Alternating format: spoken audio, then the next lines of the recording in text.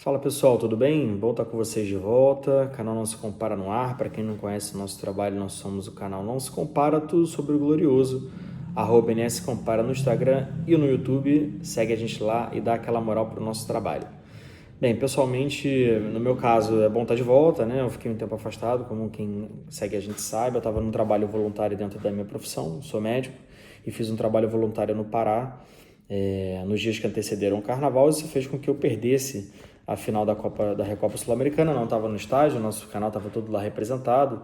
A gente está sempre acompanhando o Botafogo em loco, sempre que dá. E consegui acompanhar aquele jogo, especificamente o jogo da volta, eu consegui acompanhar ainda do aeroporto antes de embarcar e cheguei no Rio na madrugada de sexta-feira, né? E, e a nível pessoal, assim, foi uma viagem muito enriquecedora, né? Tanto a nível pessoal quanto a nível profissional. E agora a gente está de volta, enfim, retomando as atividades, inclusive no nosso canal, depois desse breve descanso de carnaval. E o Botafogo forçosamente terá esse descanso também, né? Teremos 30 dias aí sem jogos oficiais do Botafogo. Vamos dizer assim que era uma tragédia anunciada, né? Desde o início do ano a gente sabia que isso ia acontecer. O Botafogo simplesmente abriu mão de 3 taças, as 3 primeiras taças do ano.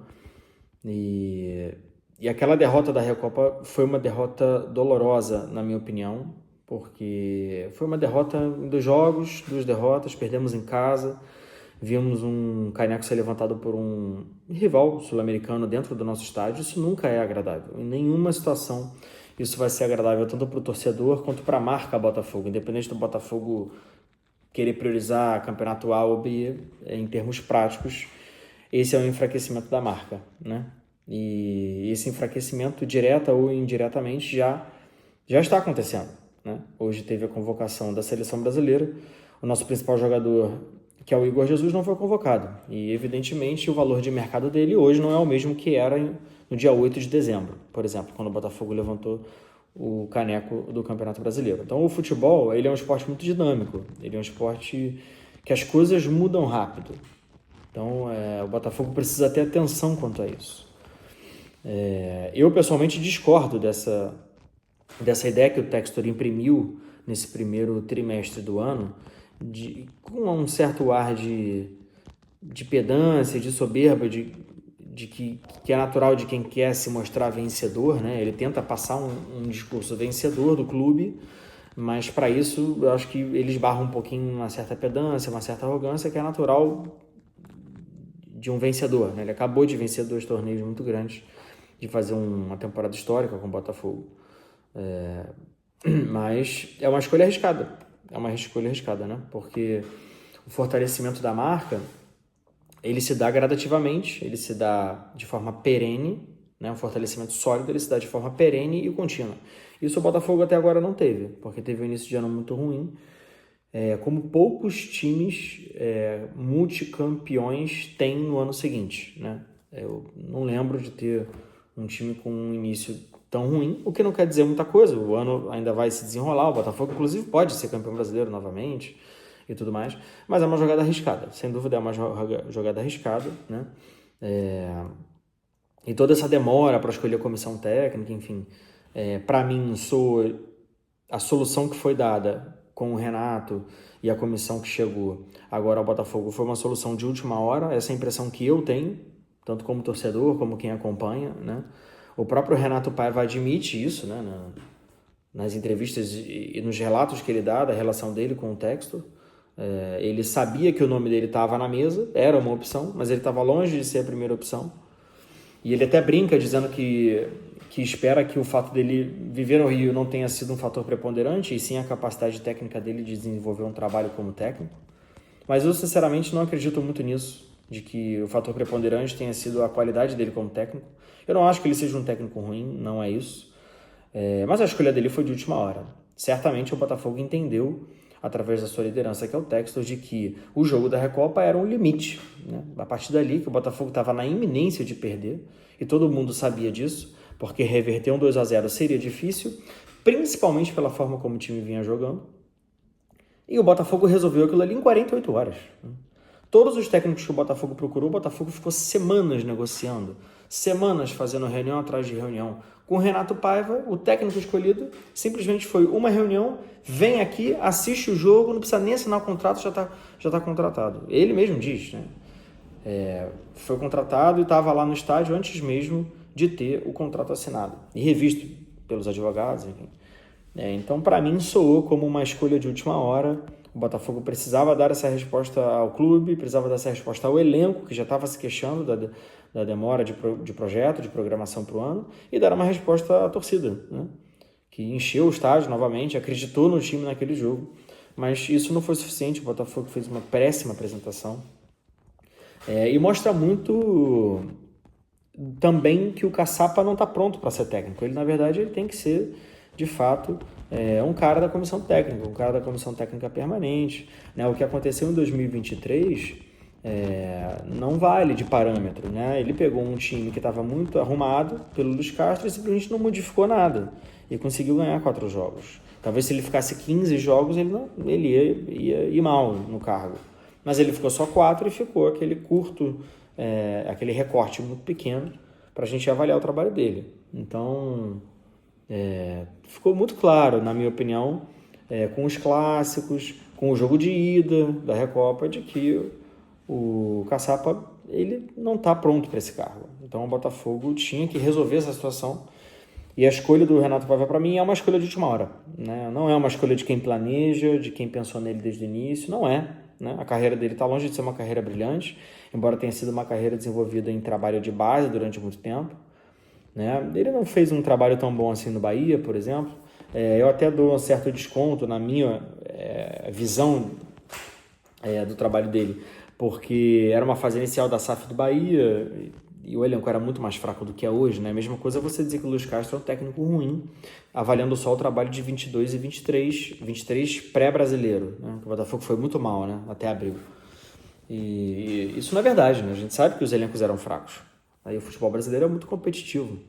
Então, eu acho pouco para dizer que o Renato Paiva é um técnico ruim, mas ele não era a primeira opção, isso é fato. O Botafogo acabou fechando com ele porque precisava ter alguém, que o Botafogo não poderia jogar no lixo 30 dias de pré-temporada forçada por estar fora das competições domésticas, né? Esperando um técnico que venha de Marte, de Saturno, porque o Botafogo é o melhor técnico do mundo, né? Então, foi uma escolha de última hora.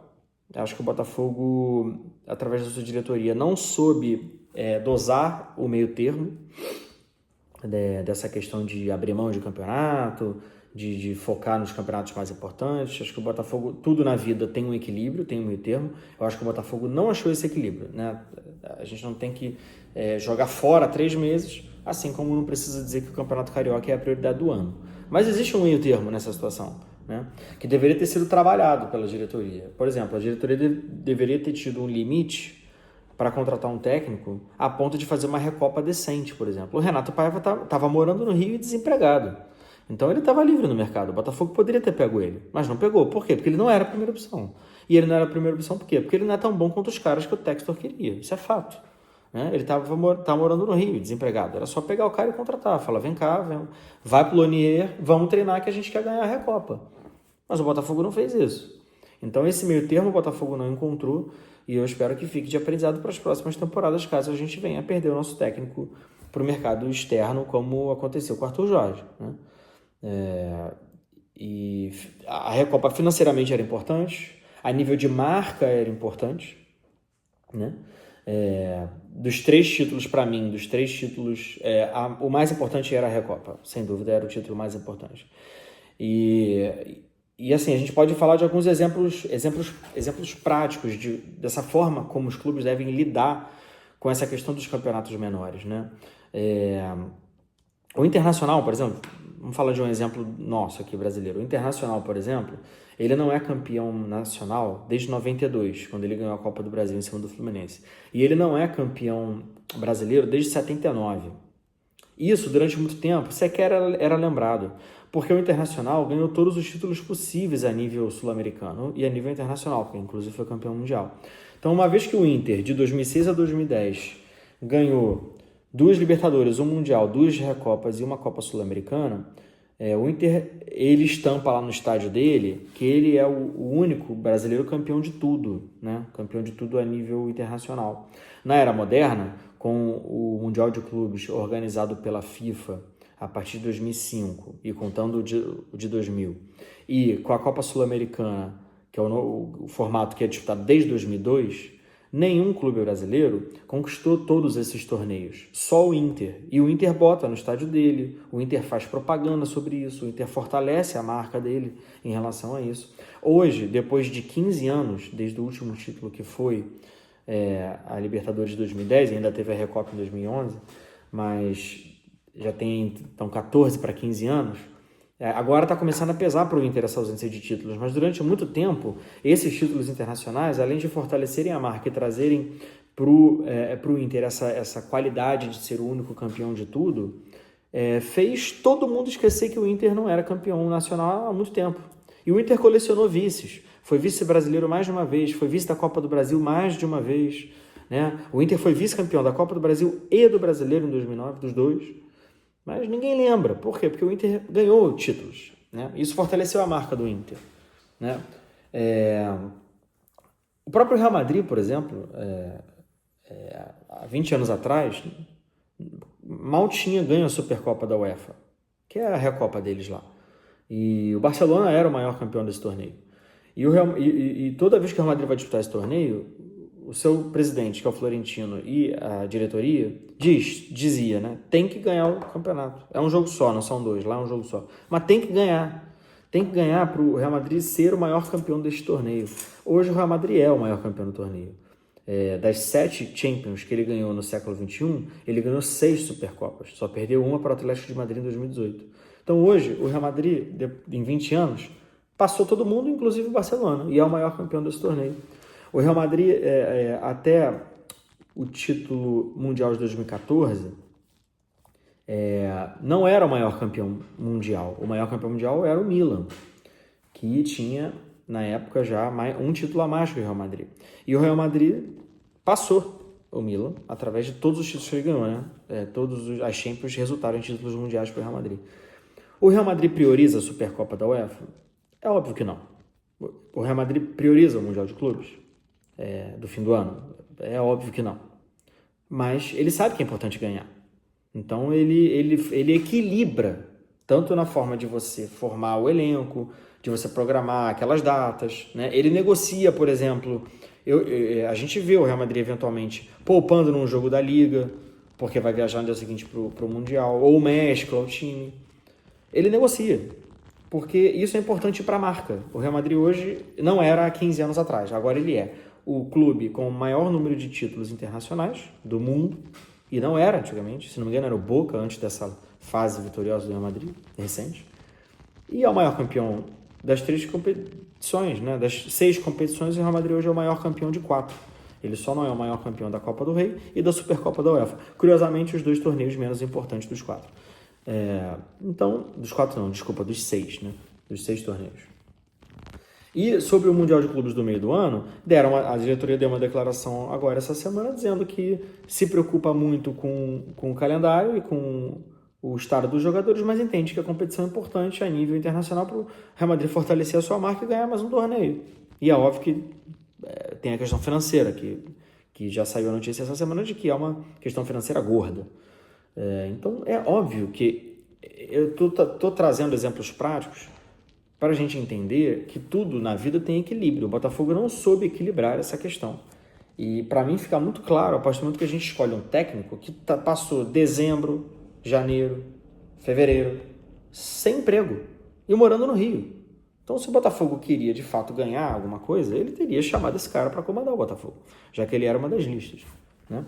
A gente pode aqui citar outros exemplos. O Chelsea, por exemplo, que durante muito tempo focou em ganhar títulos internacionais, quando a Premier League foi mais difícil, e hoje o Chelsea empilha títulos europeus, Europa League 2 vezes, Champions League 2 vezes, enquanto o Arsenal, que é disparado a maior torcida de Londres, não tem nenhum título europeu, né?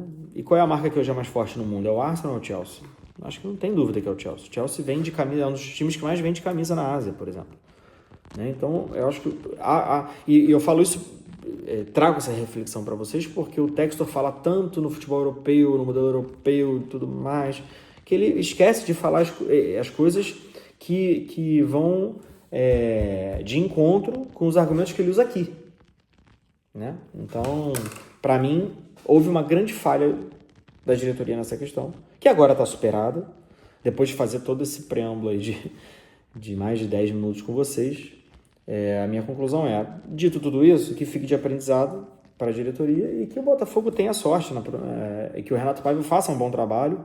O lado bom é que ele vai ter 30 dias para se preparar, para preparar o time, para conhecer o time, e ele foi esperto, já disse que não quer fazer grandes mudanças no estilo de jogo que o Arthur Jorge implementou no passado, pela característica dos jogadores e tudo mais. E aí a gente parte para o segundo ponto que eu queria dividir com vocês, que foi a convocação da seleção brasileira, né, feita hoje pelo técnico Dorival Júnior, que, na minha opinião, foi um desastre, né, uma convocação desastrosa, né. Eu não sei o que pensar dessa convocação, né, se tem alguma coisa por trás, se há algum interesse que a gente nunca vai ficar sabendo, porque é uma convocação sem nexo nenhum. E a gente tem que lembrar que a gente está há um ano da Copa do Mundo. E o Brasil não tem identidade. A seleção brasileira, o time, não tem identidade, né? O time não sabe quem ele é, né?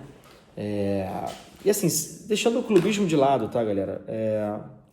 O Igor Jesus, ele foi o cara de confiança do Dorival durante 2024. Né? Entregou muito, não foi um goleador, mas fez lá um golzinho ou outro, entregou grandes jogos. E ele estava se entrosando, tinha um entrosamento muito forte dele com o Gerson meio do Flamengo na seleção. Eu senti isso em campo, eles estavam se entendendo. E simplesmente ele não aparece na convocação, né? Tá certo que o Botafogo teve um primeiro trimestre ruim, mas seleção brasileira exige continuidade. A seleção precisa ter continuidade. Se você não tem continuidade, você não forma time. O 9 da seleção era o Igor Jesus. É o Igor Jesus. Aí o Dorival vai e não convoca o cara. Isso não tem nenhum sentido. Nenhum sentido. Como é que ele quer formar uma base sólida, um time forte, um time coeso, um time entrosado, um time com identidade, se ele troca os jogadores a cada convocação? Para mim é no mínimo suspeita a ausência dele. E a entrada do João Pedro, na minha cabeça, essa vaga aberta foi preenchida pelo João Pedro, né? Esse menino aí que joga no Brighton. E veja, não é nada contra o João Pedro, mas assim, quem é João Pedro e quem é o Brighton?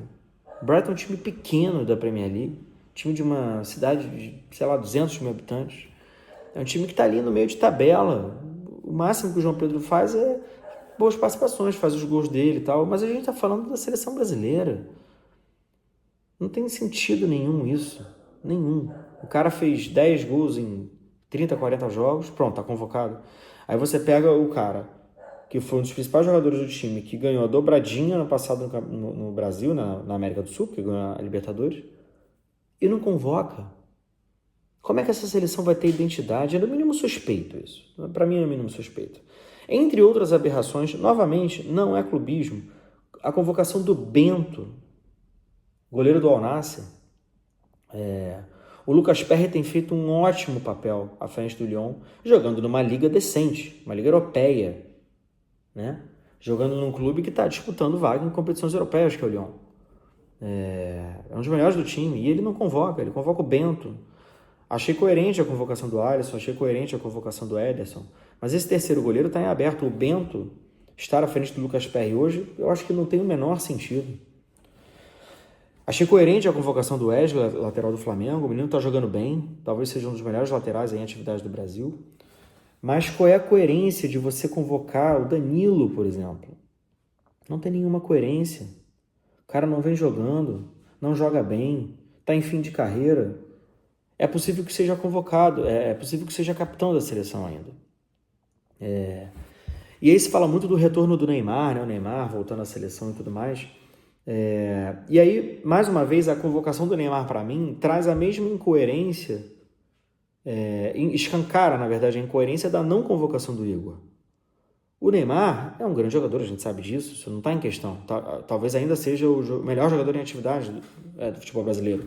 Mas o Neymar ficou um ano sem jogar, fez 3 jogos pelo Santos no Campeonato Paulista contra o poderoso não sei das quantas lá do interior de São Paulo e está convocado para a seleção. E o Igor Jesus, por causa de uma fase ruim do Botafogo, não vai ser convocado. Não tem sentido. Não tem sentido. É, no mínimo, suspeito. Para não achar outra palavra.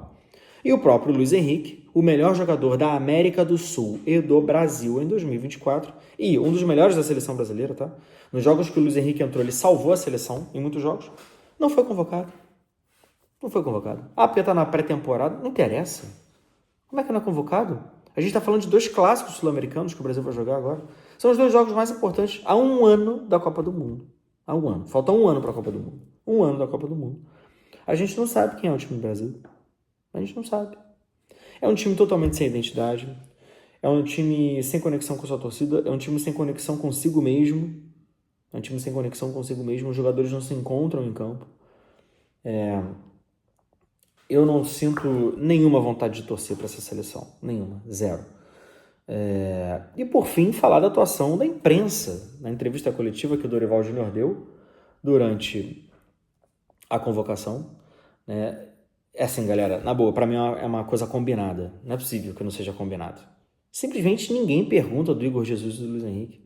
Como se o Botafogo não tivesse feito nada em 2024, como se esses jogadores não tivessem feito nada em 2024, tanto a nível de clube quanto a nível de seleção. Os 2 foram muito bem na seleção ano passado. E fica por isso mesmo, ninguém pergunta, o Dorival não fala. E se pergunta do Lucas Paquetá. E quando se pergunta do Lucas Paquetá, ele não tem a coragem de dizer que não convoca, porque o cara está sendo investigado. Ele diz que não convoca porque ele está machucado. Porque existe um corporativismo, porque o Lucas Paquetá é amigo da panela da seleção, que a gente sabe, né? A galera lá na seleção evita de passar a bola para o Igor Jesus. A gente viu isso em diversos jogos ano passado. O único que passava a bola para ele era o Gerson. Não sei se é porque é o grupo que joga no Brasil, no Rio, não sei se tinha isso. Mas isso a gente viu em alguns jogos. O Gerson era o único cara que procurava fazer jogada com o Igor Jesus. Né? Ele era boicotado na seleção, mesmo assim foi muito bem. Né? E quando se pergunta do Lucas Paquetá, que pode ser banido, né? Talvez existe a possibilidade de ser banido do esporte, ele diz que não convoca porque está machucado. Então, quer dizer, é uma seleção sem nenhuma conexão, é uma seleção que, a mim, causa uma certa vergonha e um certo... eu me sinto enojado com essa seleção, com essa CBF, com tudo que ela representa, com tudo que ela representou nos últimos anos, nos últimos 20 anos. Eu sou um cara que viveu o futebol brasileiro da década de 90, eu ia falar século passado, não deixa de ser, né? E por mais que tivesse corrupção e tudo mais, a gente sabe que tinha, era uma seleção com muito mais identidade do que tem hoje, né? A seleção brasileira, por exemplo, em 2002, na Copa de 2002, para quem é mais novo, talvez não lembre, mas a gente fez uma eliminatória muito ruim. E quando o Filipão entrou, ele não mudou drasticamente a base da seleção, a base era a mesma. Só que ele fez o time ser bem treinado e jogar, né? E o Brasil hoje não tem identidade. A cada convocação convoca há um ano da Copa do Mundo. Quer dizer, é lamentável. É muito triste ver o rumo que tomou o futebol brasileiro. E para mim, o caminho tem 2 nortes. Primeiro, fortalecer o futebol de base para a gente formar novos valores. O Brasil hoje não forma jogador.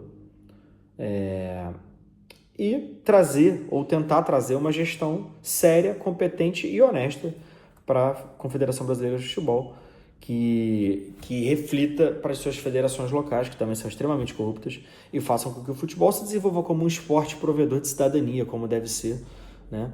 E como é nos países sérios, né? Mundo afora. Eu estou dizendo a nível de futebol, né? A nível do esporte, e que faz com que grandes valores surjam, e que o esporte seja jogado com qualidade, né? E o desenvolvimento do esporte traga o seu papel não só futebolístico, não só a nível esportivo, como a nível social. Isso o Brasil não tem. Então, muito descrente, mas é isso. Seguimos em frente e agora o Botafogo vai ter aí 30 dias de treinamento. Pode ser que a gente tenha um amistoso ou outro, mas ansioso para ver o que o Renato Paiva vai trazer para o nosso time, se a gente vai ter uma identidade, se a gente vai voltar a jogar um futebol bonito, um futebol competente, um futebol agressivo e extremamente seguro na defesa, como a gente jogou no passado, que é um pouco do DNA do Botafogo desde que virou SAF, né? O Botafogo já tem a sua forma de jogar, uma forma muito vertical, agressiva, mas bonita de se ver e tentando trazer equilíbrio também para a defesa. Que o Renato Paiva consiga, né? Ele tem uma tarefa difícil, pega um time que vem de 2 títulos, né? Claro que a cobrança em cima dele vai ser grande, mas eu gostei das primeiras entrevistas dele, achei um cara muito consciente do que ele quer, do que ele precisa fazer, e estou esperançoso, mas achei importante dividir com vocês também essa crítica de planejamento, né? E de que a nível de marca, o Botafogo perdeu sim. Basta ver que o Igor está fora da seleção, né? E certamente hoje o Botafogo não vende o Igor pelo valor que venderia em dezembro, né? Basta ver como o Botafogo não é falado mais na grande mídia como era antigamente. A gente não está aqui para falar disso, nós somos aqui a mídia independente. Eu não sou mídia independente porque nós aqui no canal não somos jornalistas, mas dividimos com a torcida botafoguense um conteúdo sobre o Botafogo. Isso enfraquece a marca e que o Botafogo aprenda para ter equilíbrio nos próximos anos. Beleza? É isso aí, galera. Foi muito bom estar com vocês aqui. Aí nos próximos dias a gente vai trazer mais conteúdo para vocês e a partir da semana que vem, a nossa live de segunda-feira, a gente se vê. Grande abraço.